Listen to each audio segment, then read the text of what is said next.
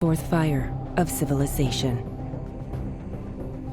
The discovery of this revolutionary energy source excited the entire world. Through repeated fierce competitions and raving wars, Terrasite revolutionized science and technology. Humanity was becoming great beings, just like the gods their ancestors had served. Now, they were able to control the weather and gravitation in space. Earth was violated by her insatiable inhabitants. A few scientists warned them of the doom that their greed would bring about, but it was not listened to. Eventually, her smoldering resentment flared up. Cracked lands gushed out flames, and darkened skies poured out storms. Facing this surge of destruction, people cried out like babies in stark terror. Right on the brink of collapse, fortunately, they recalled the traces of civilization still intact in space. After going through many sacrifices, they made it there. The structures of the Earth's orbit, originally designed for warfare, became a haven for mankind. The involuntary immigrants called their unfamiliar homes Orbis. Through generations of strenuous efforts, they had fully adapted themselves to living in the extraterrestrial margins. The fear of the sudden end seemed to be forgotten in their memories along with Earth. Before long, however, mankind could not help but remind themselves of their home planet. Having failed to find an alternative resource to Terrasite, humanity was being driven to energy depletion. There remained only one choice, and that was to bring Terrasite from Earth. However, it was so obvious that mining Terrasite would repeat the catastrophe of the past. Therefore, Orbis put the names on the list of volunteers for this dangerous journey. The names of outcasts, like you. Expect entry interface in 10 minutes. Brace for impact. We sincerely wish you return to Orbis safely. Of course, with Terrasite. What's going on, guys? Jurassic here. Today we're going to be playing Dysteria. This is a beta weekend for the second time around. We're going to be checking and seeing the single player this time. We're going to be boosting up our gathering resource rates so we can have a little bit more fun and see what we can actually do inside this game. So all you gotta do is click on single player, click on new game. It's going to allow you to change up the harvesting amount, how much stuff you're going to get. I'm going to boost everything to where I think it would work out best for us. I typically play games with the arc boosted, and I feel like it's going to be a little bit easier that way. So resource amount, we're going to max this out, that way we can actually build things because we want to have fun. All right, so we're going to lower the resource regen to half, player health limit. We're going to boost up our health just a little bit, so we're going to put this on 5. I'm going to try to customize it as best I can for you guys. That way you guys can sort of get an idea of what you might want to do on your server. World speed, we don't care about. World lifespan. Set the number of days until Terrifier erupts on a daily basis. It does. Whoa, Terrifier. That sounds kind of cool. I want to see what it happens before we actually end today's video. So we're going to have the world lifespan on 3 because I want to see what happens. All right, the rest of this we're going to keep normal. So let's go and start up our single player and see what we can do. This is just a beta weekend. We're just going to go ahead and create our character, but they do have a customization so you can swap between man or a female. It looks like right now you're not actually able to swap to the female character. Looks like you can change the face to a couple different presets here. So we got 3 faces. Here it looks like there's plenty of different hairdos from an afro all the way over to this. You can go bald. We're going to keep that on default. And machine arm, looks like you can actually customize like the coloring and stuff like that. So that's pretty cool. You know, we'll slap green on there. Now let's go and create our character.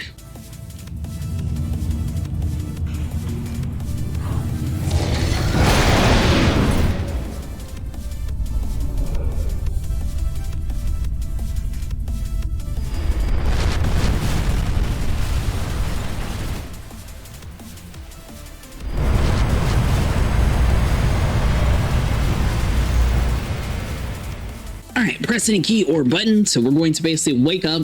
This is going to be your pod. You need to make sure you knew the pod. You seem to be dizzy with the differences of gravity and atmospheric pressure, but It will be okay. I'm Vanessa Holden, one of the pioneers. We keep searching and helping the outcasts like you. Don't get discouraged, outcast. You'd find the way to survive and go back to Orbis. Alright, so as soon as you spawn in, you want to make sure you gather everything from your pod. If you don't have any difficulty breathing, press WSD to move. You can move to each direction, press left shift to run together to make you sprint. Yeah, so on an official server, technically you need to make sure you gather your pod. So you hold F here and it's going to automatically gather a whole bunch of resources.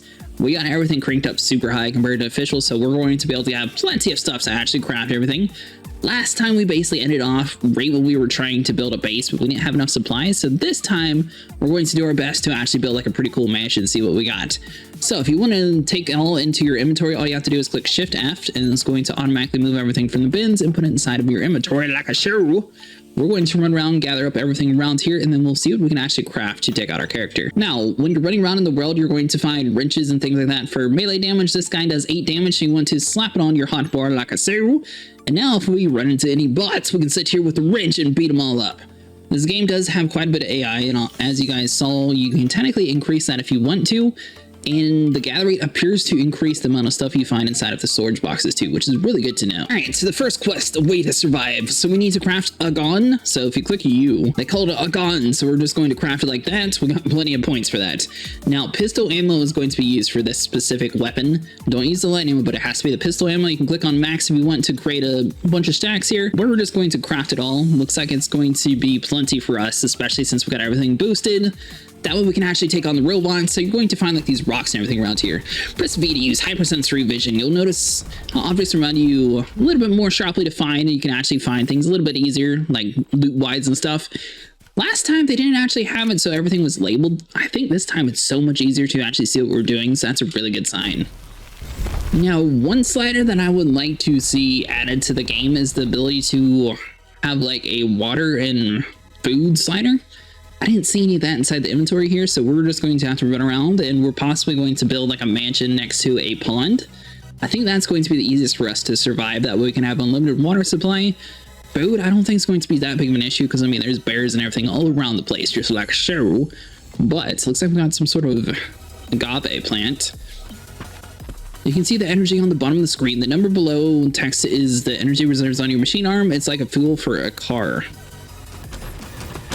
Okay, so we got a couple robots coming in here. I don't think last time they had the riot shield either. All right, so get plenty of damage on here, so we're out of bullets. Oh, you die, sucker. There we go. Let's see, so what do we got? So he's going to have metal plates and a sensor.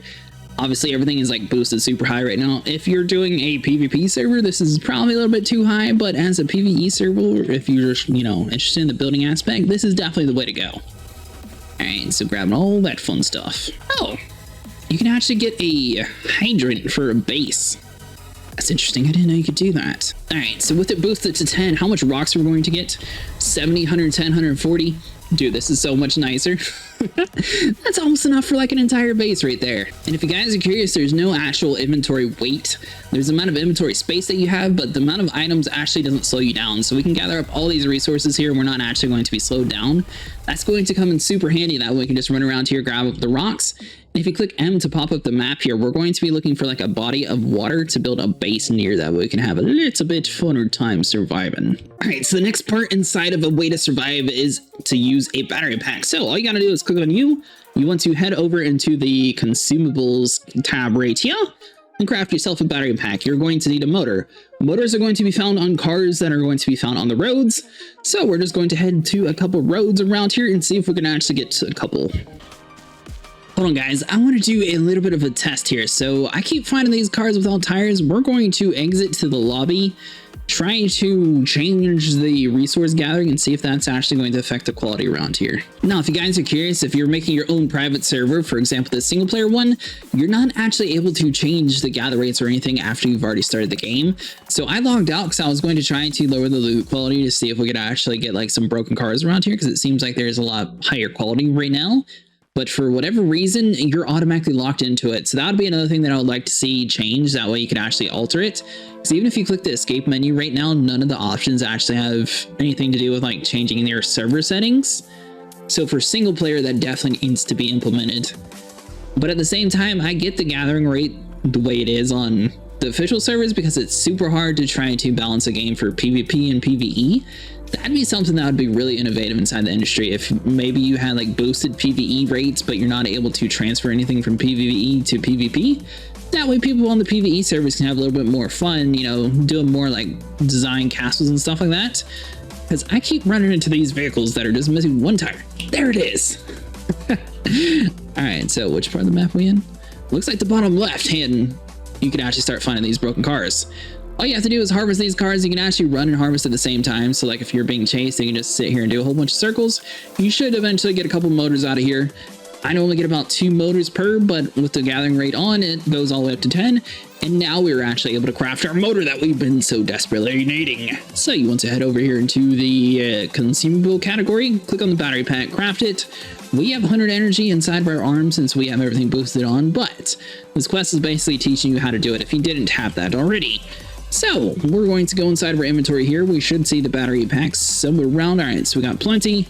Click on 4. That's going to sit here and juice it up for us. Looks like we might have accidentally found quite a bit on the travel and I didn't even notice. Living outdoors is not very good. All right, so ooh, not too nice. They actually changed it. Last time it was F4 and it was going to be like a whole ordeal. We'll find a nice water source and we're going to start getting to building a house because we got plenty of resources to actually craft what we want to.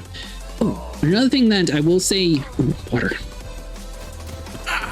Well, we should have enough time to get to the water source. But while we're sitting here dying and making a whole bunch of noise, I will say one thing that would be nice, just as a little bit of a tweak inside this quest. Notice it says they want 2 foundations, but 1 wall.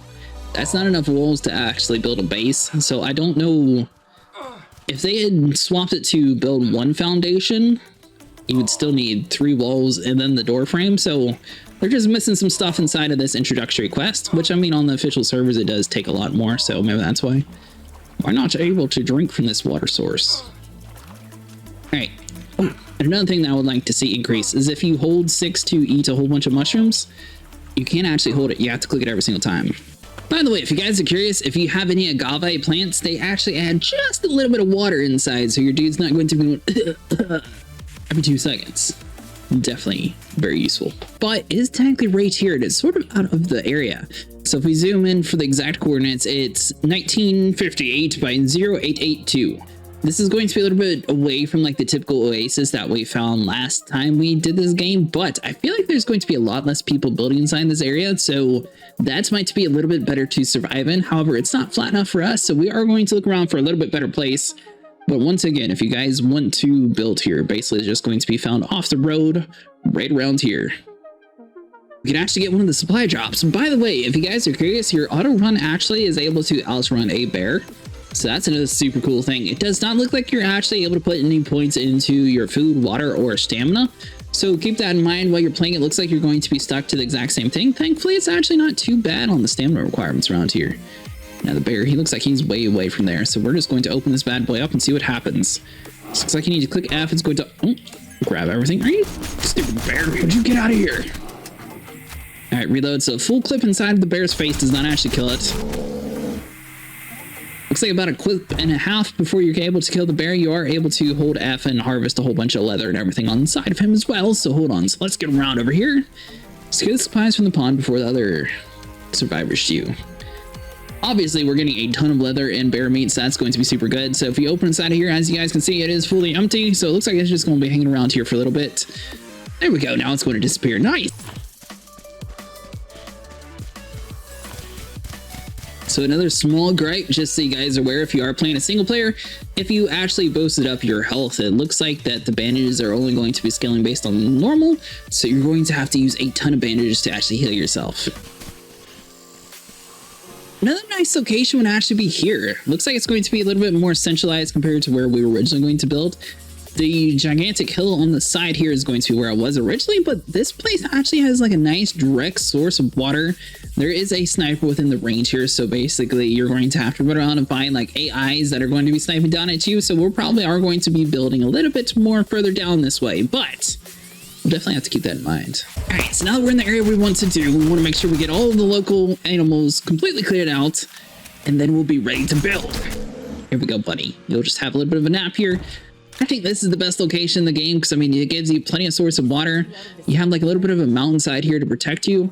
Now, technically, I mean, you could build all the way here in the very back if you wanted to and have like a little bit of a waterway to protect you. So we might do something like that. That way we have a little bit of tree stuff. So hold on. So if we hold F2, come over to foundation, and then you basically want to just look around and find a place where you can actually build. All right, so there we go. It looks like you aren't able to build within a certain zone of the people. So unfortunately, we're going to have to do it up top. But I think, you know, this is a pretty decent place for it. We're going to be building a lot bigger than what they actually require, though. So we'll get all that stuff done. Now, if you guys are placing this, all you have to do is hold the right mouse button in order to swap between the things, or you can hold F2 and go back into the crafting thing.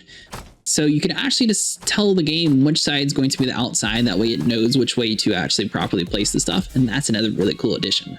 So if we get all that stuff done, basically all you have to do is hold the right mouse button. You can swap to the door frame. Door frame should snap on there like a so. Now the only weird quirk is you can't actually put a door inside of here. You have to go back inside the main menu to get a door. But we're going to be testing out some of these U-shaped stairs and stuff. Let's see here. So this guy is going to take us around over to that way. So technically we could go all the way over here in the front and have it so we got 2 high walls. That way we can actually sit here and build a little bit more. So we'll put a front door here on the place in a second, but let's just keep on placing a couple walls. Might even do a couple windows up here too once we make sure the sniper's all cleared out. And we'll do a window right there. All right, so let's do something along these lines. Boom. Now, all you have to do is click on U. You want to head back over inside of your deployable section. That's where the safety door is going to be found. And this is also where you can get a sleeping bag, which you're able to sleep in. Terra core is also going to be used for the base. That's going to be the next step. After we craft a door, it's going to pop that up for us. All right, so 8, boom. Now, last time we were playing this, we weren't actually able to edit the base. So I'm wondering if were they able to change that. All right, so let's see. So if we do U, let's say we wanted a half wall. Yeah, so we're still not able to like replace something, and it would be nice if there was like a way to destruct an object. Okay, so the floor is basically going to be your ceiling. So once we get up top of here, it should snap in like a so. There we go. So you don't want to accidentally block your stairs, but that way we can at least have a level 2 area here. So let's see. So let's go back inside the crafting room. Looks like the stairs are going to be a little bit more finicky to place, but once we got all that, we can actually close it in, and we'll have like a nice little base here. That way we got a second story in case we want to do anything for storage-wise. So we got all that set up. Now, the front door, just so you guys are aware, you are going to have to sit here and put a pin inside of it. So if you hold F, you can sit here and rename the door, or you can actually alarm it. So for example, 4, 5, 6, 9. Click OK, boom. There you go. It's kind of nice if you're a streamer, you don't actually have to click on the buttons. You just use your actual numbers on your keyboard. That way people aren't actually know what your door code is. I do like that fact. All right, so it looks like it wants us to install a Terra core. So that's going to be found inside of the deployables here. So you want to look for Terra core all the way here at the bottom. We got plenty of materials, thankfully. So let's go and craft that up. We are going to need a storage box, sleeping bag, and a plasma workbench. This is basically where we're going to be able to craft most of the stuff, and a grill is going to be used for food. So we're going to craft up everything inside of here, and you know what? We might even get a turret. That way we have a little bit of base defense in case something goes crazy outside. Now, if you find movement chips, you can actually install those on your character. So if you just drag it onto them, it looks like it's going to automatically apply. So we have 5% movement speed. That's pretty nice. I didn't realize that we could just do that stuff. All right, so the Terra core is now built, so we'll see. So we'll swap that on down here and click on 7. Looks like you are going to need quite a high area here, so hold on. Now, it'd be nice if we could like zoom out just a little bit to see if it's like sticking through. So, you know, we'll just stick it around over here. So you can rotate it around. It's not too big. Let's see. So we'll place it something along those lines there. That way it's all protected. Open the Terra core. So enable anti-integration. Yeah, of course you would want to do that. Number of devices, anti-degradation, enemy consumption. All right, so converts items into energy. Oh, hold on. So this is basically like a recycling bin. Anything you don't want. So if you want to like throw a whole bunch of meat in here, boom. That way you have a little bit of energy for your base. That's pretty cool. I'm assuming that's mostly going to be used for like turret power and stuff like that. Now we do have enough material here that we're actually able to craft the next weapon. So we are going to be doing that for ourselves too. Looks like clothing is going to be a little bit more expensive with the cloth. You can pretty much save that for either clothing or you can save it for bandages. Bandages are going to be very important, so we're going to hold off on that for now.